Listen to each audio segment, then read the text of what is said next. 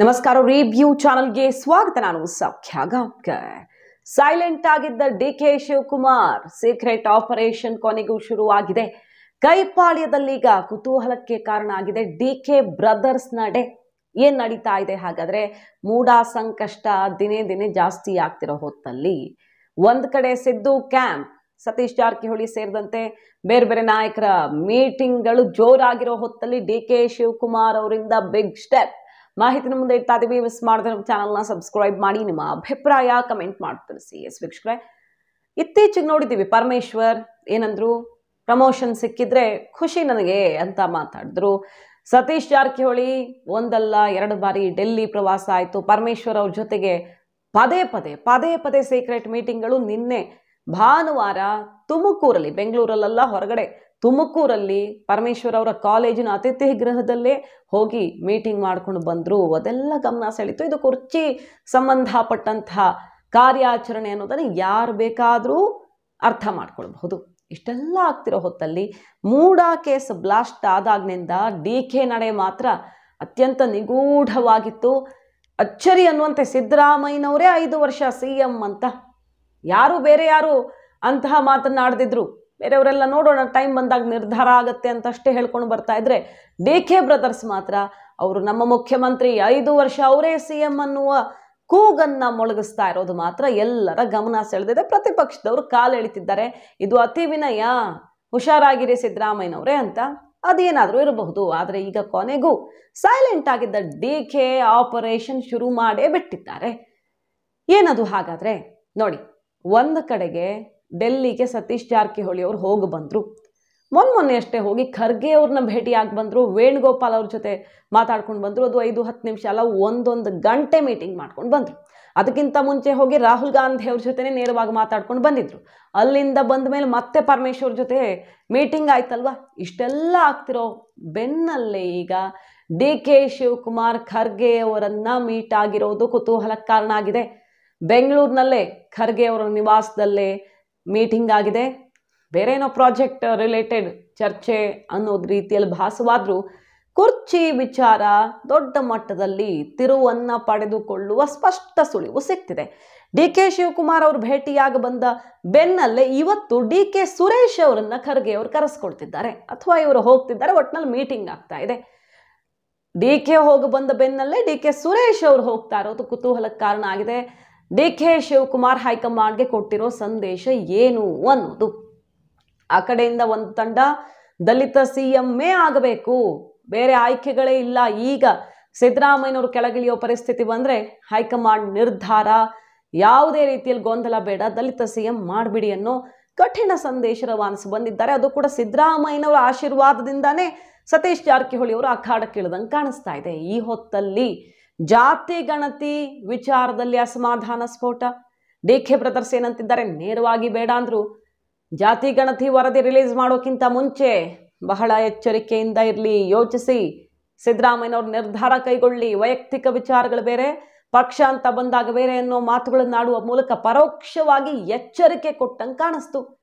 ಹುಷಾರಾಗಿ ತೀರ್ಮಾನ ತಗೊಳ್ಳಿ ಅಂತ. ಅದಕ್ಕೆ ಹರಿಪ್ರಸಾದ್ ಅವರು ಗುಡುಗಿದ್ರಲ್ಲ, ಯಾರಿಗೆ ಎಚ್ಚರಿಕೆ ಕೊಡ್ತಿದ್ದಾರೆ?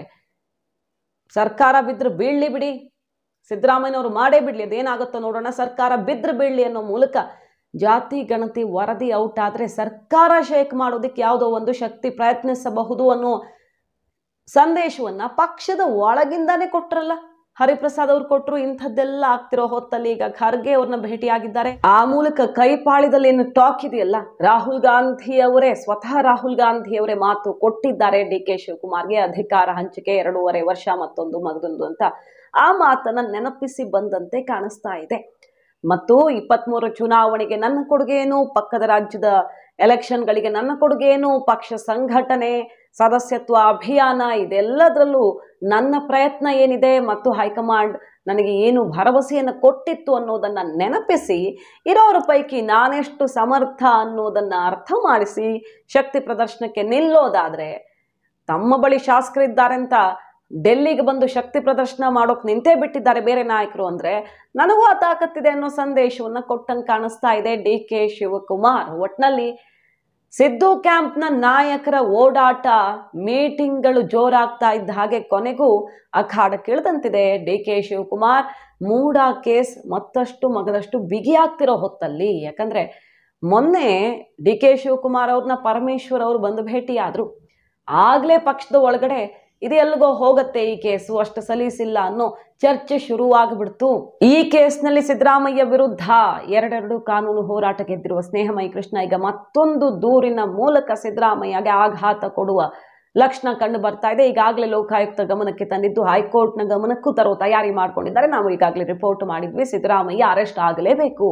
ಯಾಕಂದ್ರೆ ಅವರು ರಾಜ್ಯದ ಜನರನ್ನ ಪ್ರಚೋದಿಸ್ತಿರೋದು ಒಂದ್ ಕಡೆ ಆದ್ರೆ, ದೂರುದಾರರು ನಮಗೆ, ನಮ್ಮ ಕುಟುಂಬಕ್ಕೆ ಒಂದು ರೀತಿಯಲ್ಲಿ ಥ್ರೆಟ್ ಇದೆ ಮತ್ತು ತನಿಖೆ ಪಾರದರ್ಶಕವಾಗಿ ನಡೆಯೋಕೆ ಸಾಧ್ಯ ಇಲ್ಲ. ಹಿಂದೆ ಲೋಕಾಯುಕ್ತ ಸಿದ್ದರಾಮಯ್ಯನವರ ಕೇಸಲ್ಲಿ ಬಿ ರಿಪೋರ್ಟ್ ಹಾಕಿ ಸತ್ಯ ಮುಚ್ಚಾಕಿದೆ ಅಂತ ಕೋರ್ಟ್ ಛೀಮಾರಿ ಹಾಕಿರೋದನ್ನ, ಆ ರಿಪೋರ್ಟ್ ಅನ್ನು ಇಟ್ಟು ಈ ಕಾರಣಕ್ಕೆ ಸಿದ್ದರಾಮಯ್ಯ ಅರೆಸ್ಟ್ ಮಾಡಲೇಬೇಕು ಅಂತ ಈಗ ಕಾನೂನು ಹೋರಾಟವನ್ನು ಶುರು ಮಾಡ್ತಿರೋದು. ಕೈಪಾಳ್ಯದಲ್ಲಿ ಸಿಎಂ ಕುರ್ಚಿ ಮೇಲೆ ಕಣ್ಣಿಟ್ಟವರ ಆಸೆ ಗರಿಗೆದರುವಂತೆ ಮಾಡಿದೆ ಮತ್ತು ಚನ್ನಪಟ್ಟಣ ಅಖಾಡ ಕೂಡ ರಂಗೇರಿದೆ. ಚನ್ನಪಟ್ಟಣದಲ್ಲಿ ಡಿ ಕೆ ಸುರೇಶ್ ಅವ್ರನ್ನೇ ಅಭ್ಯರ್ಥಿ ಮಾಡಿ ಗೆಲ್ಲಿಸಿಕೊಳ್ಳೋದಿಕ್ಕೆ ಭರ್ಜರಿ ತಯಾರಿ ಮಾಡ್ತಿದ್ದಾರೆ. 400-500 ಕೋಟಿಗಟ್ಟಲೆ ಅನುದಾನ ಎಲೆಕ್ಷನ್ ಹೊಸ್ತಿಲಲ್ಲಿ ಚನ್ನಪಟ್ಟಣಕ್ಕೆ. Nikhil Kumaraswamy versus D K Suresh fight ರಂಗೇರೋ ತರ ಕಾಣಿಸ್ತಾ ಇದೆ. ಡಿ ಕೆ ಶಿವಕುಮಾರ್ ಅಲ್ಲಿ ಅನುದಾನದ ಹೊಳೆಯನ್ನೇ ಹರಿಸಿ ಚನ್ನಪಟ್ಟಣ ಗೆದ್ದು ಸಿಎಂ ಕುರ್ಚಿ ಕನಸನ್ನು ನನಸಾಗಿಸಿಕೊಳ್ಳುವಂಥ ಭರ್ಜರಿ ಆಪರೇಷನ್ ಒಂದನ್ನ ಈಗ ಕೈಗೆತ್ತಿಕೊಂಡಿದ್ದಾರೆ ಅನ್ನೋದು ಕ್ಲಿಯರ್ ಆಗ್ತಾ ಇದೆ. ಎಲ್ಲರೂ ಶುರು ಮಾಡಿದಾಗೆ ಸಿಎಂ ಕುರ್ಚಿ ಕೂಗನ್ನ ಎಬ್ಬಿಸಿಬಿಟ್ರೆ ಡಿ ಕೆ ಕಡೆಗೆ ಆರೋಪಗಳು ಸಿಡಿಯಬಹುದು. ಯಾಕಂದ್ರೆ ಅವ್ರ ವಿರುದ್ಧನೇ ಈಗ ಮೂಡ ಫೈಲು ಮತ್ತೊಂದು ಅಂತ ಪ್ರತಿಪಕ್ಷಗಳು ಆರೋಪ ಮಾಡಿದ್ದಾವೆ. ಹಾಗಾಗಿ ಇಷ್ಟು ದಿನ ಸೈಲೆಂಟ್ ಆಗಿದ್ದ ಡಿ ಕೆ ಈಗ ಎಲ್ಲರ ಪ್ರಯತ್ನ ಜೋರಾಗ್ತಾ ಇದ್ದ ಹಾಗೆ ಕ್ಲೈಮ್ಯಾಕ್ಸ್ ಅಲ್ಲಿ ಎಂಟ್ರಿ ಕೊಡ್ತಾ ಇದ್ದಾರಾ, ಲೇಟೆಸ್ಟ್ ಆಗಿ ಎಂಟ್ರಿ ಕೊಡುವಂಥ ಪ್ಲಾನ್ ಇದು ಗೊತ್ತಿಲ್ಲ. ಮೂಡ ಕೇಸ್ ಅಂತೂ ಅತ್ಯಂತ ಗಂಭೀರ ಸ್ವರೂಪ ತಾಳಿದೆ. ಅದಕ್ಕೆ ಎಕ್ಸಾಂಪಲ್ ಅಹಿಂದ ಅಸ್ತ್ರ, ಈಗ ಜಾತಿ ಗಣತಿ ಅಸ್ತ್ರ ಸಿಡ್ದಿರೋದೆ ಏಕಾಏಕಿ ಯಾಕೆ ಇಲ್ಲಿ ತನಕ ಬಂದಿದೆ ಅಂದ್ರೆ ಇಡಿ ಉಸಿರುಗಟ್ಟಿಸಬಹುದು ಅನ್ನೋ ಕಾರಣಕ್ಕೆ ಅಂತ ವಿಶ್ಲೇಷಣೆ ಮಾಡಲಾಗ್ತಿದೆ. ಈ ಹೊತ್ತಲ್ಲಿ ಡಿ ಕೆ ಶಿವಕುಮಾರ್ ಅವರು ಸೆಡ್ಡು ಹೊಡಿತಾರ? ಮಾಹಿತಿ ನಿಮ್ಗೆ ಇಷ್ಟ ಆಗಿದ್ರೆ ಮಿಸ್ ಮಾಡಿದ್ರೆ ನಮ್ಮ ಚಾನಲ್ನ ಸಬ್ಸ್ಕ್ರೈಬ್ ಮಾಡಿ, ನಿಮ್ಮ ಅಭಿಪ್ರಾಯ ಕಮೆಂಟ್ ಮಾಡಿ ತಿಳಿಸಿ. Thank you.